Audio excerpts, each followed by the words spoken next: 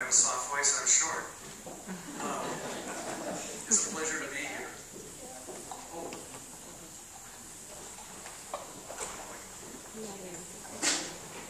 Yeah, that's great. I'm a member of the Baha'i religion. The Baha'i religion started in the middle of the 1800s. The pivotal teaching of the Baha'i faith, first of all, I should say it was founded by Baha'u'llah, which is an Arabic term, the word or name that means the glory of God. And the pivotal teaching of Baha'u'llah is the oneness of humanity. And so it says that this is the time when humanity will be coming together. And certainly we see this in the world today. We see a tremendous migration of people all over the world going from one place to another, particularly in the United States. I find this process particularly fascinating. It's not only a fascinating process, but it's something that I draw a lot of strength from, because I feel like it is a part of the promise that we've been given throughout the ages, through all of our religious traditions. All of the religious traditions have promised a time when there would be peace. And it's becoming somewhat difficult to believe that, because it seems like everything's crumbling around our heads, and things falling apart.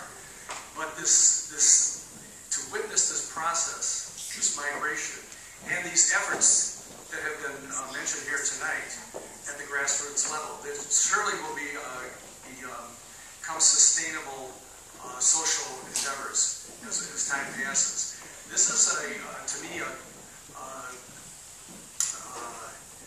proof that this process has taken place. So I take great confidence in this process, and I feel like I have a choice to either participate in this process, and there are many more rewards that hopefully we'll touch on as we go on through the evening, but there are many rewards to be participant in this process. Those of us that do not want to participate, well, we just don't access those rewards. And the process continues, it continues to unfold. The other thing that fascinates me is this issue of power and empowerment. And recently came across some information that states that power should not be regarded as a zero-sum quantity that can be consumed or taken away from people or given to people. That power is really something that we can share, particularly when we connect across all of these barriers that have separated us through the ages. So I won't go on anymore because I have a tendency to do that, but those are my passions. Power and empowerment, I hope we get a chance to talk more about that.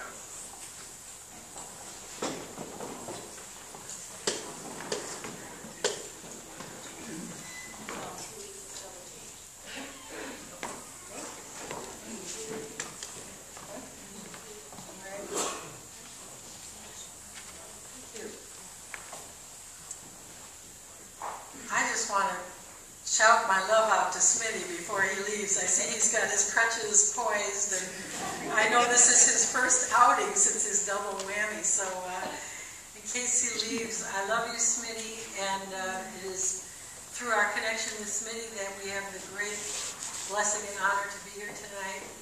And so I just want to thank you and tell you I love you, and how pleased we are to be here.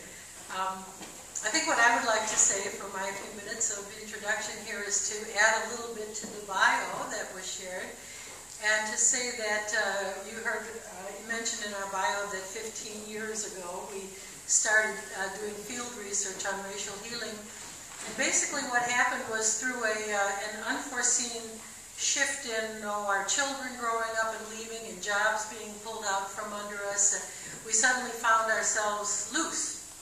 And we decided to undertake a journey around the country. We thought we were going to travel for 6 months. That was our plan. We sold our house. We bought an RV. That was actually, an RV is kind of an overstatement. It was a little tiny closet on wheels. And I quit my job, and we got into this little RV, and our goal was to visit Baha'i communities around the country, because the Baha'i faith is fairly young. And we thought, we don't know much about our Baha'i community, so let's just go visit folks and offer to give talks. And so we set out in 1997, in September of 1997, And 15 years later, we have now finally come in off the road. We've settled in Atlanta. And what happened to us when we went out on the road was within the first 3 days of being on the road, we began getting into intense discussions about race. And these discussions were initiated, for the most part, by African American men who, for whatever reason, heaven only knows, began training us at their knee in the dynamics of racism and how racism impacted their lives. And we went from one community to another, and everywhere we went, this same thing happened. We had no idea at the time that we were being trained for future work. We just kind of went from place to place and took it in. I think because we were travelers, people were willing to talk to us in a way that they might not have spoken to their own community members.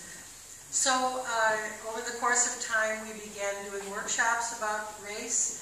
And as any of you know who have facilitated workshops, as soon as you put yourself up there as a facilitator, your own glaring failures become very, very painfully obvious. And so what we did was we took our mistakes and our inadequacies around race and told stories about them and put them in a book. And this was the book that was published in 2010. It's called Longing, Stories of Racial Healing.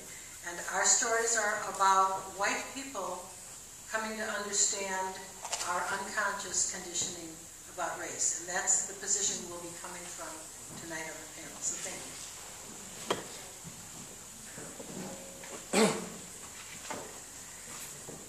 For me, questions of race and religion in relation to humanity in the particular context of the United States, quickly become what Linda Smith, in her book, Decolonizing Methodologies, identifies as the unfinished business of colonialism and postmodernity in relation to indigenous communities all around the world, given the particular context of the United States, but it's in relation with indigenous communities all around the world. In my own faith tradition, Christianity, and in my own personal experience, issues of race and religion generate complex questions of justice, human dignity, and power dynamics. Questions relating to difference in worldviews, ways of knowing, ways of relating, and definitely different ways in which one encounters the other, ways in which we encounter the other.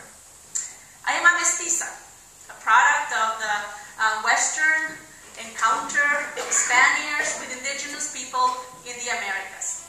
As Chicana philosopher and artist Gloria Anzaldúa notes, my body is a visible, living evidence of a violent encounter, of a violent religious encounter between the peoples of Spain and the Christendom of Spain specifically, and the cultures and religious ways of being of indigenous people in the Americas, where indeed the issues of race and religion turn complex after this encounter.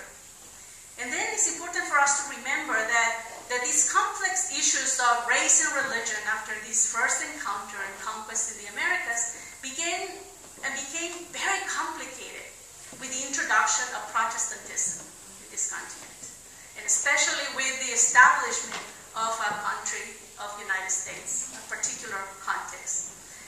That same dynamics that established the country established also a very racist, sexist, and classist system, where the issues of race, gender, and economy have become so intertwined that it's very complex and difficult to understand without power dynamics. Resources that I always point out of my own faith tradition is that even though we are facing very difficult times here in Boston at this time, somehow this movement, this global movement of people, resources, ideas, pressure against all of these already established dynamics in place in our particular context, there is this unfinished business that we need to keep in mind, that continues to birth violence, one kind or another, visible, invisible. So the two resources I would like to point out have to do with God's greatest gift, life, and the importance to nurture our life. There is this essence of justice and this essence of prophetic message in the message of Christianity that can help us deal with how we protect life.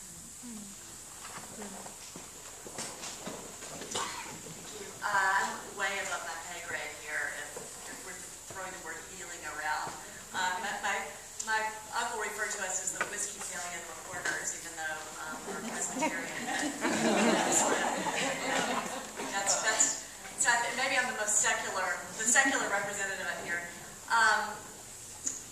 I really consider myself a diagnostician and feel very uncomfortable throwing around prescriptions.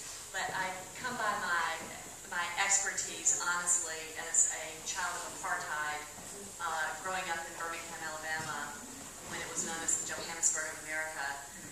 We've been celebrating the 50th anniversary of 1963, which is the culmination of my book about Birmingham, Carry Me Home.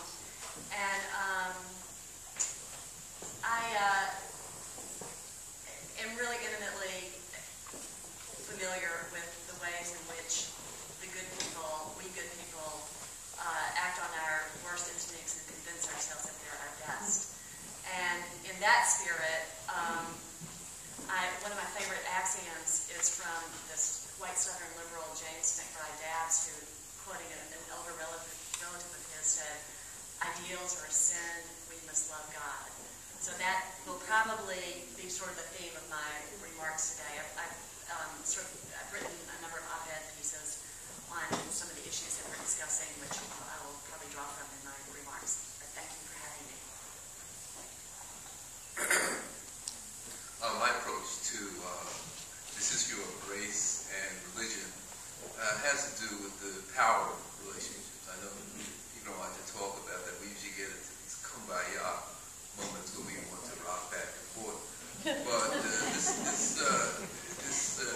question of race and religion has to do with power. And both of these concepts are intertwined. So I think to understand race and religion and how it relates to human history, we have to study history.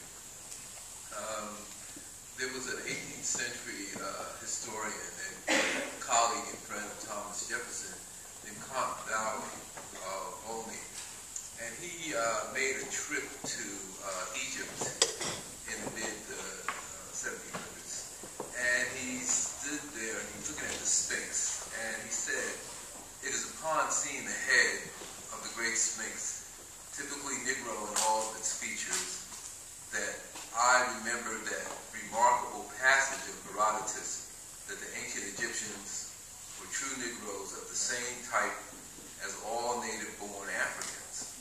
Just to think this race of blacks are today our slaves, and the object of our scorn are the very race to which we owe the origins of our arts, sciences, and even the use of speech." Now, this is very important because it sets a paradigm. When I was in school, and many of you young people were in school, or the older people as well, you didn't think, when you look through the history books, there was nothing there that indicated that people of color did anything. They had nothing to do with science. Certainly they could not read. Certainly they didn't make any machines or had any degree of technology. But what I found from my research and through my years of study is that most of the, just as Count Volney found, that the 10,000-year-old concept of what can be broadly termed the Egyptian mystery system contained all the ingredients of what we refer to as Abrahamic monotheism today. The concept of the virgin birth, the crucified Savior, 10 Commandments, the Exodus, the unified God, the afterlife, circumcision, and even the prohibition against eating pork. All these things were found in this system that took place many years ago.